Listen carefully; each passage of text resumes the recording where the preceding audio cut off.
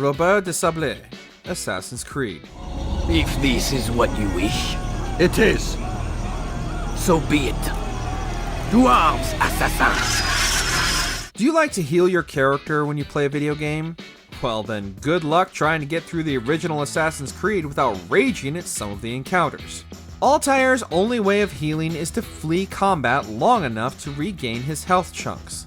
And oh yeah, it takes 10 seconds per block to return.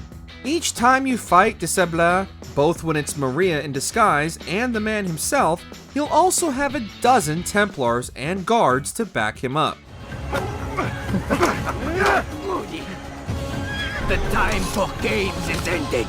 And with an inconsistent countering system combined with the fact that to kill the target either time, you need to switch to your hidden blade mid-fight, the controls definitely make this way more frustrating than it needs to be.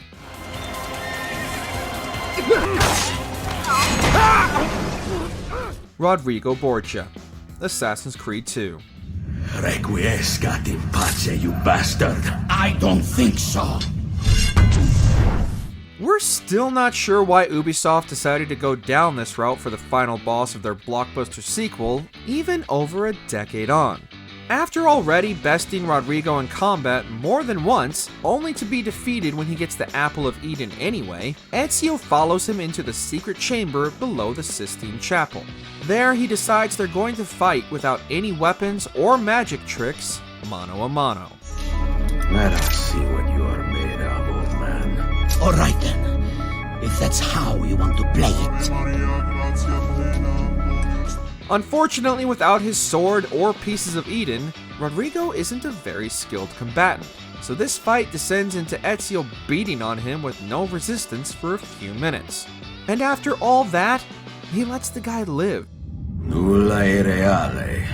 Tutto è lecito. Requiescat in pace. The Borgia Captains, Assassin's Creed Brotherhood.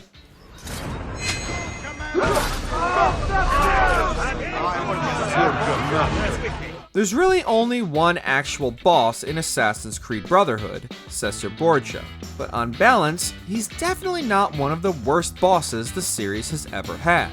So instead, we're going to give the honor of worst boss to all of the Borgia Captains.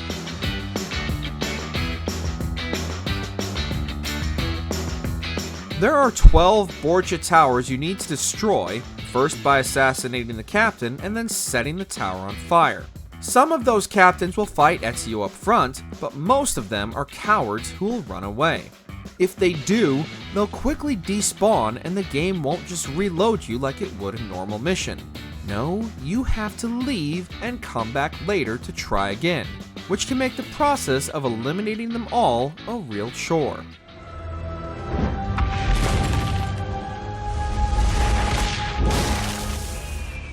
Ahmet, Assassin's Creed Revelations. Selim is not your master! You serve the Sultan! You carry out his command alone! Where is he? Where is the Sultan? Thus begins the string of Assassin's Creed games where all the final boss fights were basically just chases. While in past games you could often avoid doing a chase if you were quick enough on the draw, that's not so here, where you'll have to do long scripted chases just for the chance to assassinate that final target. Worse, this time it's not a foot chase, but a wagon chase followed by a parachute segment and then a long fall from a cliff.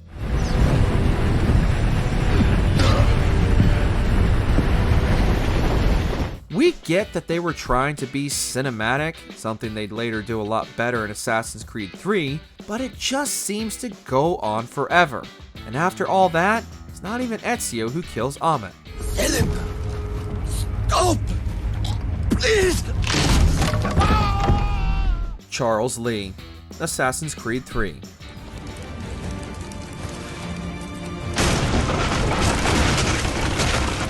Unlike Ahmet, this is a chase that you will have to do on foot when it's finally time for Connor to assassinate Charles Lee. Upon seeing Connor, he immediately flees and you have to pursue him through the harbor.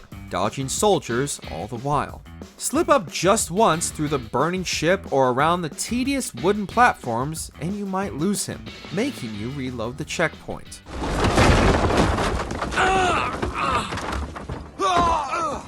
As with many climactic AC chases, it goes on just a little bit too long.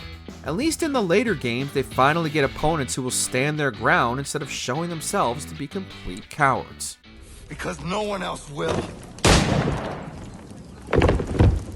Duncan Walpole, Assassin's Creed 4 Black Flag.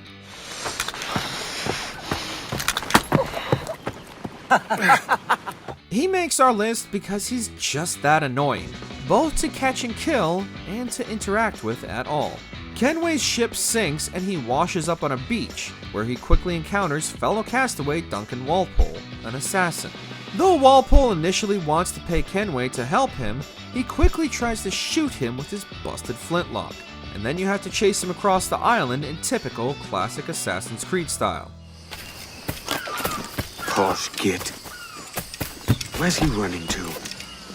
And despite being a master assassin, he's easily bested by Kenway, who promptly strips him and steals his gross clothes to wear for the rest of the game. What a pushover. Liam O'Brien, Assassin's Creed Rogue. At the homestead. That was Chevalier. I don't miss! Liam don't! Shay and Liam join the Brotherhood together, but things quickly take a turn when Shay, horrified by their actions, ditches the assassins and turns coat.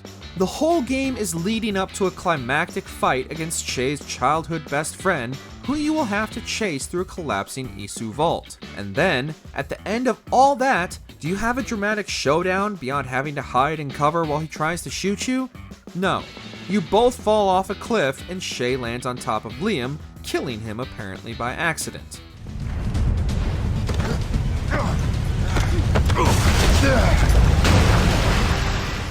It's not a very worthy death for Liam, and it's a pretty terrible excuse for a boss fight.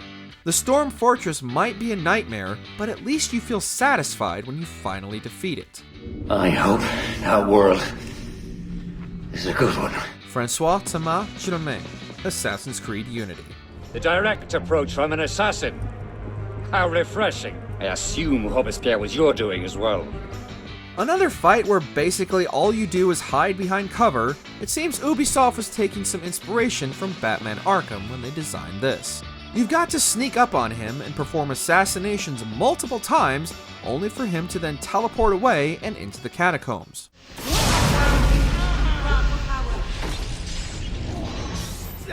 What follows is another fight where you have to repeatedly assassinate him, only this time, Arno does such a bad job that he gets Elise killed in the process because he's stuck under some rubble.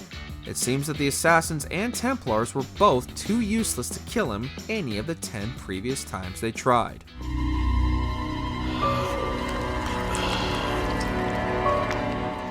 Crawford Starrick, Assassin's Creed Syndicate. What? What are you doing? Exploiting. I warned you, my boy. But you do not listen. Captain of Industry Crawford Starrick is built up a lot during Syndicate, as we frequently see what he's plotting in cutscenes between sequences. But he's not exactly a great boss when you finally get to fight him. He's hiding in an Isu vault underneath Buckingham Palace, having just recovered the Shroud of Eden. But the fight that follows is confusing.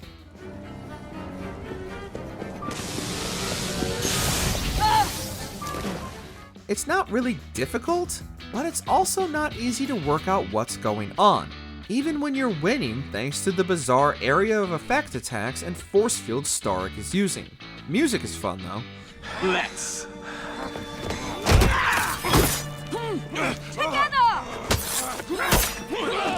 The War Elephants, Assassin's Creed Origins.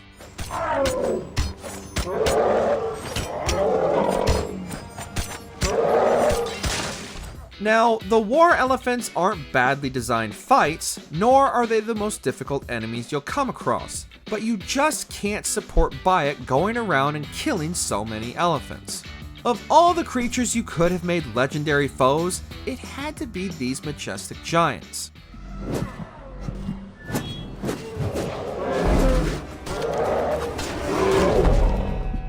This was Origin's equivalent of the legendary ships we got used to before, but it was quickly replaced by a bigger legendary animal hunting system in both Odyssey and Valhalla.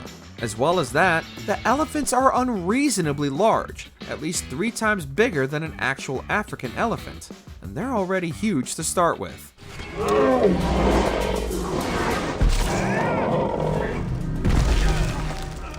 The Sphinx, Assassin's Creed Odyssey.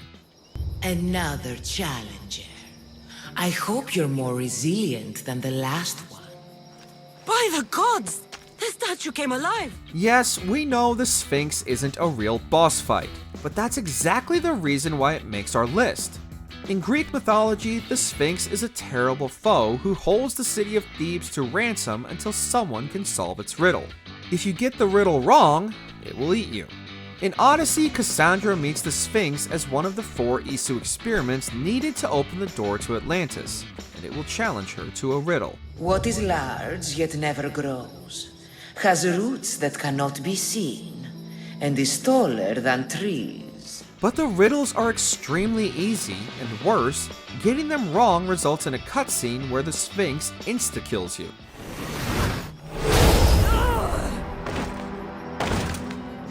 There's not even the option to fight to best this monster, even though you can defeat Medusa, the Minotaur, and the gods themselves. Dagnithison, Assassin's Creed Valhalla. And where has that left us? Without a Jarl? Without a purpose? Watching you chase glory around this land like a spooked hare!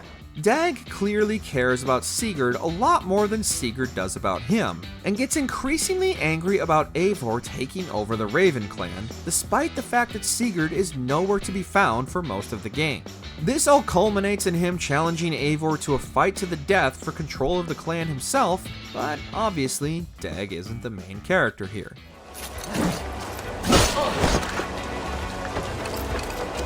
Is that the best you can do? Dag's an obnoxious character throughout, always challenging Eivor, but he's also not particularly tricky to beat. Though the game wants to build up to this being a dramatic encounter, it just falls flat, not helped by Dag's overwhelming unpopularity.